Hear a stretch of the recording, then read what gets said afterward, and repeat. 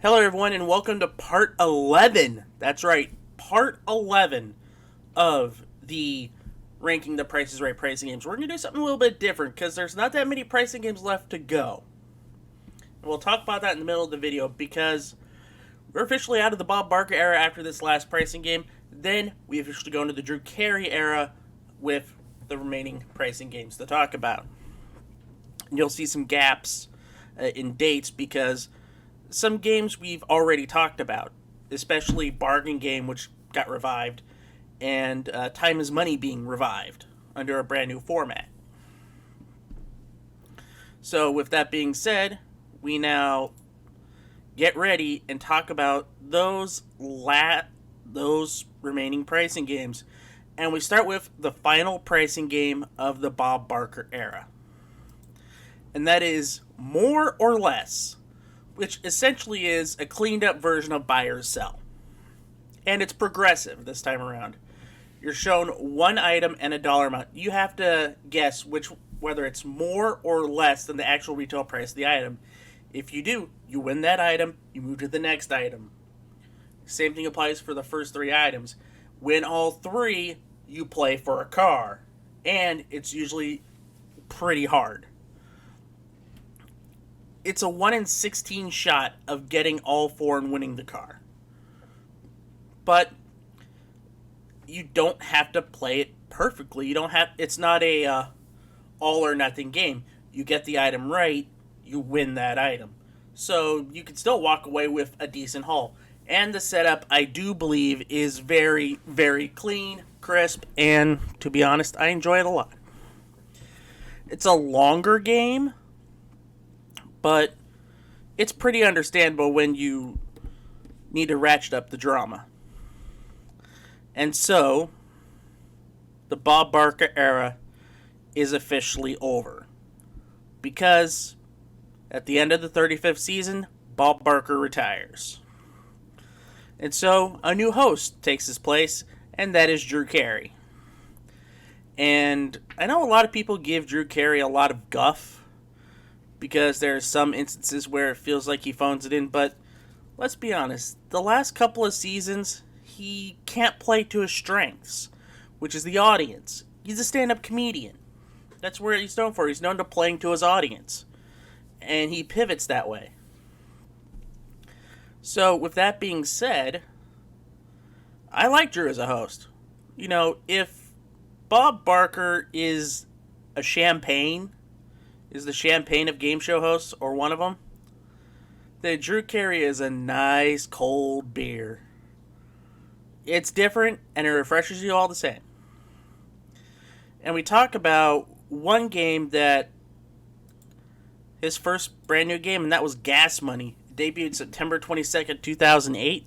Now, apparently, the idea for Season 37, Drew's second season, is that for the first week, there's going to be a brand new game debuted every day for the week. Due to budget constraints, all but Gas Money was nixed. And another game, which was going to take part in this week, would debut much later, and that would become Do the Math. And we'll talk about that later. Now, Gas Money is very interesting. It had a couple of different formats with the same style. In the first part of its run, which lasted about, I think, the first year or so, the contestant had to guess which of the 5 cars is correct. And that gets put up top, and they have to pick from the other 4 and hope that all 4 of them were not. That was a bit confusing. So they simplified it. The object of the game is now to avoid getting the price of the car correct. So, behind each of the amounts are $1,000, $2,000, $3,000, $4,000, and then the pink slip to the car. You want to get all of the money and don't get the car. You can stop at any time when the money gets up there. Like, I've seen people stop at $7,000, $8,000, stop at $6,000, with a couple of picks left. Because if you hit the car, you lose everything, and sometimes you really don't want to risk a lot of money having to fade 2. It's a hard game, mind you, but it's well worth it. And it's a weird twist that the object of the game is to not pick the actual retail price of the car. So, in a sense, it's like Trivia Trap. If you remember that show where you're shown 4 answers, this is during the first half of the game where Trivia Trap was the actual definition of it, where you had to pick off the wrong answers instead of picking the right one. Didn't last too long, but gas money is stuck around, and it's a very popular game. Then we get to Drew Carey's creation, and honestly one of the best games that they have, and that's Rat Race. So here's the situation. You're shown 5 rats in different colors. There's blue, green, yellow, pink, and orange. And what you have to do in order to win a rat, there's no free rats, you have to win a rat, is to guess the price of some small items. For the first item, which is a grocery item, you have to be within $1. For the next item, which is like a little prize that you'd probably see on the podiums of a game like Cliffhangers or Switcheroo, you have to be within 10.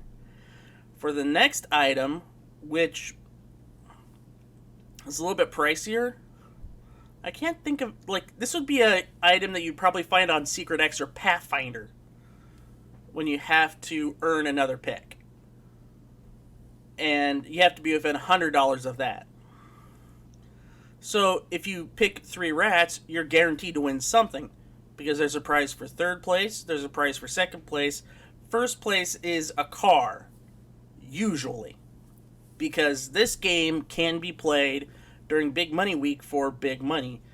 And some instances, it has been played for, I think, 125,000. Like, it was 3rd place 10, 2nd place 15, and $100,000 for getting the 1st place rat.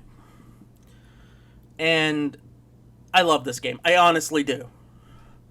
It's fun. When the rats go, it's very exciting to watch. Then we get to a spectacle game. And it's one of the biggest spectacle games they have, and that is Pay the Rent. It is a huge game. And they only play it maybe 4 times a year. So the object is you're shown 6 grocery items. And you have to put one of them on the 1st floor, 2 in the 2nd, 2 in the 3rd, and the top one only 1. So the object is you're going to put the most expensive item on that top floor. And you have to have them increase in price. So the 1st floor has to be worth more than what's in the mailbox. The 2nd floor has to be worth more than the 1st floor, and then the safe has to be worth more, or essentially the attic has to be worth more than all the bottom floors. If you do that, you win $100,000. Or, during Big Money Week, $100,000. However, in some cases, it can be played for $1 million. So, the problem that a lot of people have that it is hard to win. I think that's fine because it is for $100,000. You can't give it away willy-nilly. So, what you have to figure out is essentially the solution to this puzzle. Because while it might be an easy play to get $1,000 by picking the least expensive item and put it in the mailbox, what you want to do is take maybe a middle-priced item, like the third least expensive item, put that in the mailbox. Then take your 4th and 2nd most expensive item, put that in the 1st floor, the 5th and your least expensive item in the 2nd floor, and your most expensive in the attic. Now, it's about figuring out after you figure out the most expensive item, which of the 5 combinations work the best. So, this isn't a bad game. It's a hard game, but it's a puzzling game, and it allows you to think more. Then we get to a game where, it was the first regular pricing game that Drew Carey had. Like, it wasn't played for a car, and it wasn't played for cash. And that is Double Cross. Now, this is the first game. By the way, I forgot about the dates on the other games, so I'll go over that right now. More or less, February 16, 2007. I said last the Bob Barker era. Gas Money, September 22nd, 2008. Start of Season 37. Rat Race, June 16th, 2010. I think that was debut Season 39. 38 or 39, because that was near the time Rich Fields was getting ready to go out the door. Pay the Rent, September 20th. That was the 39th season. And that was the start of the big announcing search, which wound up being won by George Gray. Now, Double Cross, June 8th, 2012. So this is the tail end of the 40th season. So the contestant is shown 2 items. And for one row, we'll say the numbers are 1, 9, 7, 5, 3, 6, 2. So what you're going to do is you're going to slide a seeker, kind of like Make Your Move, and pick the 4 right items in the price of one item. Because while you're doing that, the price for the second item is going the same way too. So once you get the right price for the first item, you'll definitely get the right price for the second item. See, it makes it a lot less confusing rather than play 2 versions of Make Your Move. And you only get one shot at this, and if you get it right, you win. So it's essentially a 1 in 4 shot to win 2 prizes. And I think that's perfectly fine. It's a nice, well-designed quickie game. So, I have nothing wrong with it. It's just that sometimes that touch screen that they use can be a bit finicky. But then again, most touch screens are. Now, you're wondering the next pricing game I'm going to talk about. Well, you're going to wait a month. Because during this time, Let's Make a Deal was debuting, and since that was hosted by Wayne Brady, Wayne's good friends with Drew, why not combine them together? Like peanut butter and chocolate. So, we're going to deviate, and around this time talk about some of the mashup shows and the 5 games that they use for those weeks. Like, we've had a couple of these weeks. Some games have been played more than that. And we're going to talk about Carpong. Now, we're going to not talk about the sets, because they're all the sets from Let's Make a Deal. But I want to talk about how these 5 games were used. Now, Carpong, you're playing a pricey game similar to Temptation. One of the 4 items is $5. You need to avoid that. Pick the 3 other items that aren't worth $5. If you get it right, for each one you get right is 5 seconds of time you get to play Carpong. Get it, and if you pick the $5 item, that's it. You just take the time that you've gotten so far and you play Carpong. And essentially, you just play Carpong. Try to rack up as much money as you can, and hopefully you get the car. Like, Carpong is a hard game, because it's one ball at a time. So, just imagine just playing regular beer pong, and just trying to get it into that cup. It's not easy. I think there are some beer pong-esque arcade games out there, so if you want to give it a try, do that. Then we take for a spin with Go for a Spin. So here's how this works. In order to remove the zonks that are up there, there's one car and there's 5 other zonks up there. You're shown three small items, and you have to decide which way the numbers go. And it's two digits. For example, is it $57 or does it need to be flipped to $75? So that's a clever way to do it. That way of doing price either or pricing hasn't been done since Joker, which was the only good thing about Joker. And everything else about that game was trash. And I still consider that the worst pricing game ever created. So with Go for a Spin, for each one that you get right is worth $500. After the three, you have a choice. Take the money that you've gotten or give it a spin. And you either get the money, you get the car, or you get nothing. As a pricing game for The Price is Right,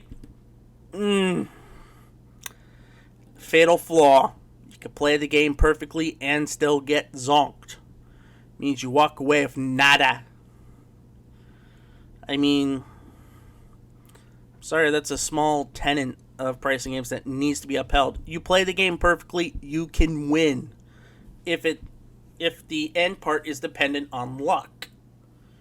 Like, I gave 5 price tags guff because you could play the game perfectly and still lose because you didn't get the price of the car. And I still hold on to that tenet. Go for a Spin, you can play the game perfectly and still lose. Like, to be honest, if they didn't have the cash buyout,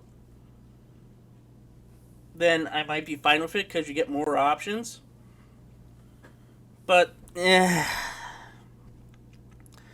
this might be the weakest mashup game that they did have. Then we get Gold Rush. Now, with Gold Rush, you're shown 7 boxes with the numbers 1, 2, 3, 4, 5, 6, 7. And those numbers correspond to the price of the car. You have to pick the numbers for the correct price of the car. For each one you get right, you move up a spot. 500, 1,000, 2,000, 4,000. You pick all 5 numbers correct, you win the car. The other 2 numbers are the proverbial dynamite that's used in Gold Rush. Now, for The Price is Right, if you pick one thing of dynamite, you don't go back to start. Instead, now you're given the option. Kind of like Spelling Bee in that way. Take the money and quit, or play on, knowing that if you pick wrong, you lose. So, this might be one of the better mashup games done for The Price is Right. And I'm being honest about that. Even with Drew Carey and his old prospector, Gold Rush! Hey! Yay! And, okay, I'll stop. Sorry. Now, I couldn't find clips of the mashup week versions of the next 2, so I'm just going to show you pictures of the Deal or No Deal variants. And the first one is Accelerator. Or as Jonathan Mangum would go, Accelerator! Or something like that. You know, really delving into his death metal voice. So, for Accelerator, play for a car, and it's a grocery item game. Start with 2 rolls, you can win 3 more, and they're kind of playing the pricing portion of Hole in One. You have to put them in correct order. For example, let's say one item is $2.99, you got to find the next one higher than that, and the next one higher than that, next one higher than that. With those 5 rolls, you keep on going until you either quit, you either win the car, because that's what Accelerator is played for, or you win no money. Because once the letter in car, one of the letters in car is removed, every other letter is removed and turned into zonks. So any accumulated money that you get if you hit a zonk is taken away. It sounds okay to me. I mean, I never was a fan of Accelerator on Let's Make a Deal to begin with. Mainly because I did find it too cheap. But it's essentially roulette. But then you have Smash for Cash. Now, this is one I'm pretty disappointed that I could not find clips with. Because Smash for Cash is really fun. Now, with this one, each piggy bank, now there's only 6 of them, is attached to a grocery item. There's a target price, and you have to pick the 5 that are below the target price. So the 5 grocery items that are below the target price will have $1, $2, $3, $4, or $5. And you go up the big Smash for Cash money ladder until you get the max, which is $20,000. Get all $15, which means you win $20,000. So smashing the piggy bank over the target price, you lose. So it's essentially it's a zonk in that instance, and there's only one. So once you hit a dollar amount, you can quit. I actually dig Smash for Cash both on Let's Make a Deal and here. And the way they did the pricing game version of Smash for Cash for The Price is Right, I think was done rather well. I mean, doing these grocery item games, so it's similar to Grand Game in that instance, except a lot more money on the line. So there you go. Now, what are the rankings? Now, Smash for Cash, Accelerator, Gold Rush, Go for Spin, Carpong were not factoring into the official rankings because they're not actual pricing games. They're Let's Make a Deal games brought over for mashup weeks. Now, what are the rankings for the other 5 I talked about earlier? You're going to have to figure that. You're going to have to sweat a month because the final rankings will come out in June with the last 6 pricing games as we finish up the special year-long saga of ranking the Price is Right pricing games. Man. Gone through a lot. 112 official pricing games and the 5 mashup games for the special mashup weeks. I just want to thank everybody who has been watching and be on the lookout for June, as that is the last month of the pricing game rankings. Once again, I'd like to thank everybody for watching. Please join our Patreon. Help allow us to grow the channel by liking, commenting, subscribing, sharing the videos with all your game show friends out there. And if you want to help us fund more home games, like for instance, what's going to be coming up for home games? Game Show Edition of Jeopardy. We also grabbed the Platinum Edition of Jeopardy. And Family Feud for the Super Nintendo.